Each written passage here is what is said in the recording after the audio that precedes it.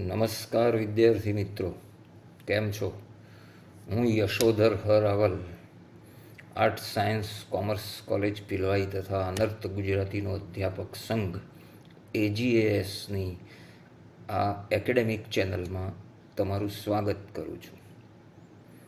મિત્રો, BA same 5માં paper number 508 એટલે સાહિત્ય સિદ્ધાંત વિચાર, અને આ પ્રશ્નપત્રમાં તમારે શબ્દનું સ્વરૂપ એવો એક મુદ્દો પાઠ્યક્રમમાં છે.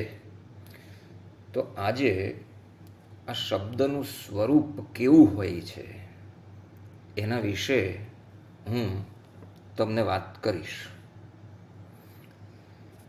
મિત્રો, અગાઉના એક વ્યાખ્યાનમાં લલિત કલાઓને ઉપાદાનના સંદર્ભમાં આપણે જોયેલી. બધી લલિત કલાઓ પોતાની સાર્થકતા માટે કોઈને કોઈ ઉપાદાનનો આશ્રય લે છે. એ જ રીતે સાહિત્ય જે ઉપાદાનનો આશ્રય લે છે એ છે શબ્દ. તો શબ્દ એ સાહિત્યનું ઉપાદાન છે, અને આ ઉપાદાન એટલું તો સૂક્ષ્મ છે, અને એટલું જ નહીં, સૂક્ષ્મ હોવા સાથે સમર્થ ઉપાદાન છે. અન્ય લલિત કલાઓના જે સ્થૂળ અને ભૌતિક ઉપાદાનો છે એની તુલનામાં આ સાહિત્યનું ઉપાદાન શબ્દ એ અતિ સૂક્ષ્મ ઉપાદાન છે. તો આ શબ્દ એટલે શું? શબ્દનો કોષગત અર્થ એવો છે કે શબ્દ એટલે અવાજ, શબ્દ એટલે બોલ, શબ્દ એટલે વચન. એક કે વધારે અક્ષરો કે વર્ણોનો અર્થયુક્ત સમુચ્ચય એટલે શબ્દ. જુદા જુદા વર્ણોનું એવું સંયોજન જેમાંથી અર્થ પ્રગટ થતો હોય તેને શબ્દ કહેવામાં આવે છે. હવે આ શબ્દ છે એ શબ્દ શેનો બનેલો છે? તો શબ્દ એ વર્ણનો બનેલો છે. પહેલા બીજા ધોરણમાં જ વર્ણમાળા અથવા તો મૂળાક્ષરો ક, ખ, ગ, ઘ એ ભણવામાં આવતા હતા. વર્ણમાળા એમ કહેવાય છે, વર્ણોની માળા અથવા તો મૂળાક્ષરો કહેવાય છે. એટલે વર્ણ એટલે અક્ષર, અને આ અક્ષરને ભાષા વિજ્ઞાનમાં વાચિક ધ્વનિ સંકેત કહે છે. વાણીના અથવા તો જે વાક અવયવો છે, આપણે જે બોલીએ છીએ, જે ઉચ્ચારો કરીએ છીએ, શબ્દો વાણી ઉચ્ચારીએ છીએ, એ કેટલાક વાક અવયવો છે, વાણીના અવયવો છે. ફેફસાથી માંડીને કંઠ છે, તાલુ છે, હોઠ છે, મોઢું છે, દાંત છે, આ બધા વાક અવયવો છે. એ વાક અવયવો દ્વારા જે ધ્વનિઓ ઉચ્ચારાય છે, અને એ ધ્વનિઓના સંયોજનથી શબ્દ બને છે. અને એવા અનેક શબ્દો વ્યવસ્થિત ક્રમમાં ગોઠવાય ત્યારે વાક્ય બને છે. આ વર્ણ છે એ વર્ણ ભાષાનો સૌથી નાનો એકમ છે, અને આપણી પાસે આપણી ભાષામાં ગુજરાતીમાં 52થી વધારે અક્ષરો પણ નથી. અખાએ પરબ્રહ્મની ઓળખ આપતા એમ કહેલું કે એ 52 બાહેરો છે, એ 52ની બહારનો છે. એટલે આપણી વર્ણમાળાના સ્વર અને વ્યંજન બધા થઈને 52 વર્ણ છે.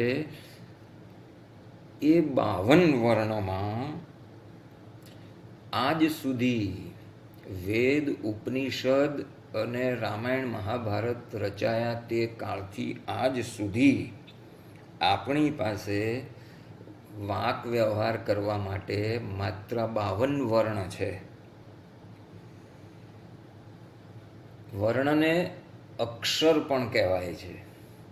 હવે અ પછી લઘુ રેખા વચ્ચે મૂકી અને પછી ક્ષર, એમ અક્ષર એટલે જે નાશ ન પામે તેવું.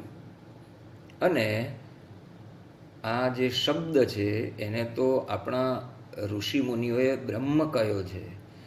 એટલે અક્ષર શબ્દ એ બ્રહ્મ છે, એનો ક્ષર, એનો ક્ષય ક્યારેય થતો નથી. આ વર્ણો જે છે એ તમે જાણો જ છો, એના 2 પ્રકાર છે, સ્વર અને વ્યંજન. સ્વરો સ્વતંત્ર રીતે ઉચ્ચારી શકાય છે, જ્યારે વ્યંજનોના ઉચ્ચારણ માટે અનિવાર્યપણે સ્વરોની સહાય લેવી પડે છે. અ, આ, ઈ, ઉ એ બધા સ્વર છે, અને ક, ખ, ગ, ઘ, અંગ, ચ, છ, જ, જ, ઈય આ જે આપણે બોલો છો તમે, એ વ્યંજનો છે. એ વ્યંજનો છે ને એ હલંત છે, અર્ધા છે. હજુ ઘણા લોકો એને ખોડો અક્ષર એમ કહે છે ને, તે ખોડા નહીં પણ હલંત, હલંત ઉચ્ચારો છે, એ વ્યંજનો છે, એ અડધા છે. એટલે એમાં સ્વર ભળે છે ત્યારે એ આખો વર્ણ થાય છે. ક, હલંત ક વત્તા અ બરાબર ક, એ રીતે. તો આ છે એ વર્ણ છે. શબ્દ શેનો બનેલો છે? વર્ણોનો બનેલો છે. અને આ વર્ણ છે એ ભાષાનો સૌથી નાનો એકમ છે. હવે આપણે અર્થ જોઈએ. શબ્દનું સ્વરૂપ આપણે સમજી રહ્યા છીએ, તો એમાં શબ્દમાં પહેલો વર્ણ આવે, પછી અર્થ આવે. હવે અર્થ જે છે એ તો શબ્દ ઉચ્ચારીએ એની સાથે જ અર્થ પ્રગટ થતો હોય છે. અગ્નિ જેમ પેલી દિવાસળીમાં એના ટોપકા ઉપર અગ્નિ રહેલો જ છે, એમ પ્રત્યેક શબ્દ અર્થયુક્ત જ છે. અર્થ વગરનો કોઈ શબ્દ હોતો નથી. એટલે તો ભામહે જ્યારે કવિતાની વ્યાખ્યા આપી ત્યારે એમ કહ્યું કે શબ્દાર્થૌ સહિતૌ કાવ્યમ. શબ્દ અને અર્થ સહિતનું હોય, એનું સહિતત્વ હોય ત્યારે કાવ્ય બને.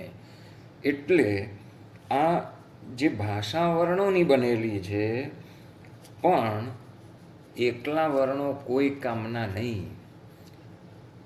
ક્રમમાં વ્યાકરણના નિયમ પ્રમાણે એ વર્ણો જોડાય ત્યારે જ શબ્દ બને છે.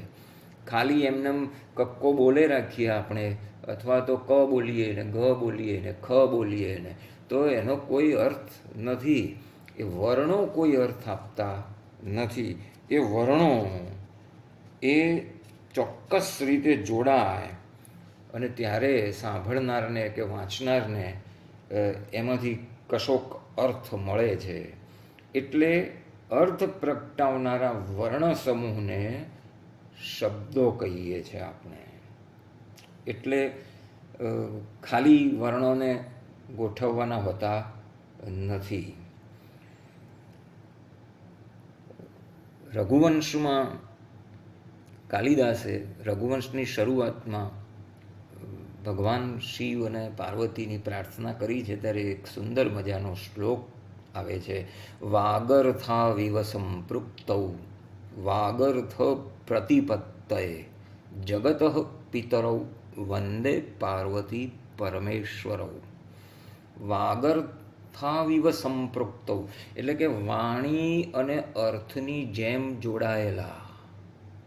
એટલે વાણી એટલે શબ્દ અને અર્થ, શબ્દ અને અર્થની જેમ જોડાયેલા જગતના માતા પિતા સમાન પાર્વતી અને પરમેશ્વરને હું વાણી અને અર્થ માટે વંદન કરું છું. તો શબ્દની સાથે અર્થ ચોંટેલો છે. પણ પ્રશ્ન એ થાય છે કે અર્થ બોધ કઈ રીતે થાય છે, કઈ રીતે આપણને અર્થ સમજાય છે, કોઈ પણ શબ્દનો અર્થ આપણને કઈ રીતે સમજાય છે. તો કોઈ કહે છે તો ઈશ્વરની પ્રેરણા છે, તો એવું ઈશ્વરની પ્રેરણા નથી, એ માન્યતા છે. ક્યારેક વડીલો આપણને સમજાવે છે કે આ જે છે એને કૂતરું કહેવાય અને અથવા તો આને હાથી કહેવાય, એમ વડીલો સમજાવે છે ત્યારે આપણને એ શબ્દનો અર્થ ખબર પડે છે. અથવા તો સાર્થ જોડણી કોષ કે એવા શબ્દકોષને કારણે આપણને અર્થ સમજાય છે. આપણે કોઈ અર્થને, શબ્દના અર્થને પકડી શકીએ છીએ. પણ વ્યાકરણ શાસ્ત્રીઓ વળી કંઈક જુદું કહે છે. વ્યાકરણ શાસ્ત્રીઓ તો એમ કહે છે કે ઉચ્ચારાયેલા વર્ણોની કેટલીક મર્યાદાઓ અને વિશેષતાઓ પણ છે કે જ્યારે આપણે કોઈ શબ્દ ઉચ્ચારીએ છીએ કે વર્ણો ઉચ્ચારીએ છીએ અને એ ઉચ્ચાર થતાં વેંત એ વર્ણનો લોપ થતો જાય છે. દાખલા તરીકે કમળ એમ શબ્દ આપણે ઉચ્ચારીએ છીએ ત્યારે કમળ બોલીએ છીએ એટલામાં તો કનો લોપ થઈ જાય છે, અને છેલ્લો ત્રીજો વર્ણ અળ બોલીએ છીએ ત્યારે મનો પણ લોપ થઈ ગયો હોય છે. અને છતાં છેલ્લો વર્ણ અળ ઉચ્ચારી રહીએ છીએ ત્યાર પછી પણ આપણને અર્થની પ્રાપ્તિ થાય છે, અર્થબોધ થાય છે. તો વર્ણો ઉચ્ચારાઈને આમ ક્રમશઃ લુપ્ત થતા જાય છે, અને તેમ છતાં સાંભળનારના મનમાં એ વર્ણો પોતાની એક છાપ, એક સંસ્કાર છોડીને જાય છે, અને એને લીધે અર્થબોધ થાય છે. એટલે વ્યાકરણ શાસ્ત્રીઓ સ્ફોટવાદ તરીકે આને ઓળખાવે છે. હવે મેં અગાઉ કહ્યું તેમ શબ્દ એટલે અવાજ, તો શબ્દમાં અવાજનું તત્વ છે. એટલે પેલો ઘંટનાદ થાય છે ને જે અનુરણન થાય છે, ટનન પછી જે સંભળાય છે એની છાપ આપણા મગજમાં તો હોય જ છે. એટલે વર્ણ ઉચ્ચાર સાથે લુપ્ત થઈ જવા છતાં સાંભળનારના મનમાં એની અમિટ છાપ રહી જતી હોય છે. એટલે શબ્દની સાથે અર્થ જોડાયેલો છે, એ જ રીતે અવાજ પણ જોડાયેલો છે. શબ્દનું આપણે ઉચ્ચારણ કરવાનું હોય છે, અને ધ્વનિ વિના એટલે અવાજ વિના તો ઉચ્ચારણ શક્ય જ નથી.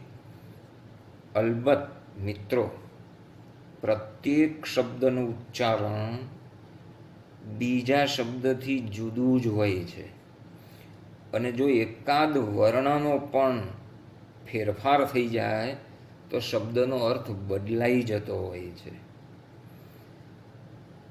આપણે ઉત્તર ગુજરાતમાં ઘણીવાર અળનો ર બોલનારા માણસો મળે છે. મળેલા જીવ એને બદલે મરેલા જીવ એવું બોલતા માણસને મેં સાંભળ્યો છે. પણ અળની જગ્યાએ ર આવે તો અર્થ બદલાઈ જાય છે. ઉદાહરણ આપું તમને, નળ રાજા અથવા તો પાણીનો નળ, અને અળની જગ્યાએ ર થઈ જાય તો નર, વાળ અને વાર, સફળ અને સફર. એક ખાલી વર્ણ બદલાય છે તો પણ અર્થ બદલાઈ જાય છે. કપાસ, અને જો અનુસ્વાર મૂકી દો ક ઉપર તો કંપાસ. ઘર, ઘટ, ઘટ એટલે ઘડો, ઘ ઉપર અનુસ્વાર મૂકીને બોલો તો ઘંટ થઈ જાય. હવે જમવું અને જમવું,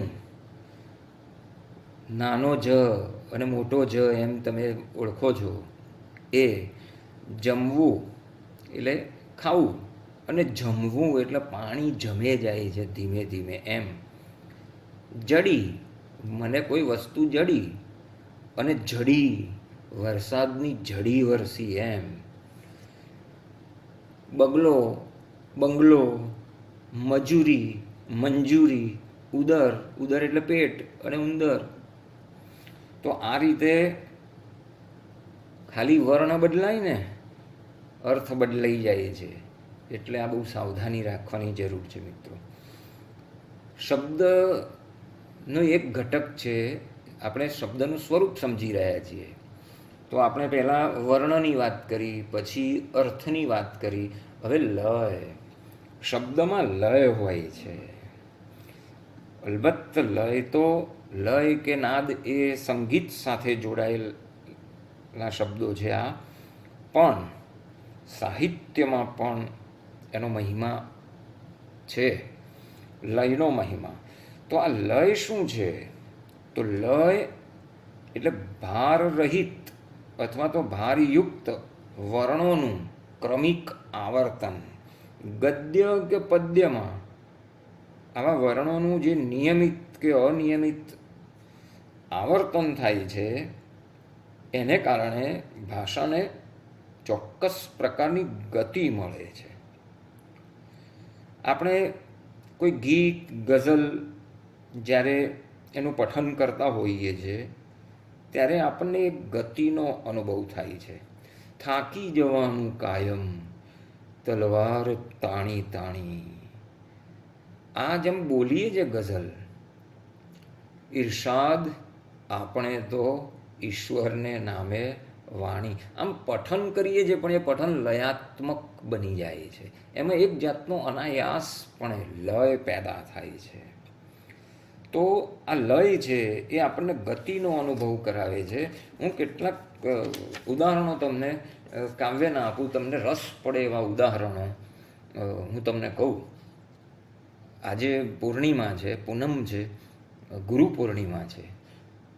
તો જો ચંદ્ર આકાશમાં ઉગ્યો છે અને નાનાલાલ લખે છે કે લજ્જા નમેલું નિજ મંદ પોપચું, કો મુગ્ધ બાલા શરમાતી આવરે, ને શોભી રહે નિર્મલ નૈણની લીલા, એવી ઉગી ચંદ્રકલા ધીમે ધીમે. બીજું ઉદાહરણ, ઉમાશંકર જોશીની બહુ જાણીતી પંક્તિ છે, જઠરાગ્નિ એવું એમનું એક કાવ્ય છે. રચો રચો અંબરચુંબી મંદિરો, ઊંચા ચણો મહેલ ચણો મિનારા, ભૂખ્યા જનોનો જઠરાગ્નિ જાગશે, ખંડેરની ભસ્મ કણીન લાદશે. ત્રીજું ઉદાહરણ, રાજેન્દ્ર શાહની એક બહુ જાણીતી પંક્તિ, તને જોઈ જોઈ તોય તું અજાણી, જાણે વીજને ઝરૂખડે ઝૂકીતી પૂર્ણિમા, જાજેરો ઘૂમટો તાણી. નિરંજન ભગતની પંક્તિ, હું તો બસ ફરવા આવ્યો છું, હું ક્યાં એકે કામ તમારું કે મારું કરવા આવ્યો છું, હું તો બસ ફરવા આવ્યો છું. આપણે જયંત પાઠકની એક પંક્તિ જોઈએ, કવિતા કરવાનું બંધ કરીએ તો શું થાય? સરોવરો સુકાઈ જાય, નદીઓ વહેતી થંભી જાય, ડુંગરા ડોલી ઉઠે, ઘાસ ઉગતું બંધ થઈ જાય? ના ના, એવું તો ના થાય. પણ પછી જુઓ, તમે લયને સમજી ગયા હશો. અને કાંત જે પોતાના ખંડકાવ્યોથી શાશ્વત અમર છે આપણા કાવ્ય જગતમાં, આપણા સાહિત્ય જગતમાં, એની આ અત્યંત જાણીતી પંક્તિઓ. ધીમે ધીમે છટાથી કુસુમરજ લઈ ડોલતો વાયુ ભાય, ચોપાસે વલ્લીઓથી પરિમલ પ્રસરે, નેત્રને તૃપ્તિ થાય. બેસીને કોણ જાણે ક્યહીં પરભૃતિકા ગાન સ્વર્ગીય ગાય, ગાળી નાખે હલાવી રસિક હૃદયને, વૃત્તિથી દાબ જાય. આપણે એક લોકગીતની પંક્તિ, પાણી ગયા તારે બેની અમે તળાવનારે, પાળેથી લપસે પગ કે બેડા મારા નંદવાનારે. એ આ ટૂંકમાં લય છે. કવિતા ગાતા ના આવડતું હોય પણ એનું પઠન એ રીતે કરો એમાંથી લય ઊભો થાય. આમ જે પાણીમાં આમ પાણી વહેતું હોય છે ને એમાં એક પછી એક આમ આવર્તનો પેદા થાય છે ને, લય એ છે. પાણીના મોજા નહીં એમ, પણ એ લય છે. અને આગળ કહ્યું તેમ શબ્દ એટલે અવાજ અને અવાજ એટલે નાદ. તો શબ્દમાં લયની સાથે જ નાદ પણ જોડાયેલો છે, નાદ તત્વ પણ છે. અને રવાનુકારી અને દ્વિરુક્ત શબ્દો તમારે ભાષા વિજ્ઞાનમાં ભણવાના આવશે મિત્રો. તો આમ પક્ષી ઉડે છે તો આપણે બોલીએ છીએ ને ફર, અને પછી ચર એમ બોલીએ છીએ. ઘંટ વાગે છે ટનનનનન, તો આ ફર, ચર, સનનન, આ જે શબ્દો છે એ રવાનુકારી શબ્દો છે. અને આપણા ચિત્તમાં એ નાદનો અનુભવ કરાવે છે આપણને. અને નાદનો અનુભવ કરાવે છે તો આપણા અલંકારો પણ એ રીતે વર્ણાનુપ્રાસ કે વર્ણ સગાઈ, અંત્યાનુપ્રાસ, આવા જે અલંકારો છે એ અલંકારો પણ આપણને નાદ તત્વનો અનુભવ કરાવે છે. દાખલા તરીકે નાદનો અનુભવ કરાવતી આ એક પંક્તિ, ઊભી બાળા વિવશ બનીને બારીએ બાવરીશી. અહીંયા જુઓ બ વર્ણનું આમ વારે વારે એ પુનરાવર્તન થાય છે, એકના એક વર્ણનું. વર્ણ સગાઈ છે. કાંતની જ પંક્તિ આપણે લઈએ, કામિની કોકિલા કેલી કૂજન કરે. તો આ નાદ જન્માવે છે આ પંક્તિઓ. છે મતવાલી નથી નમાલી, નમા લોહીની લાલી.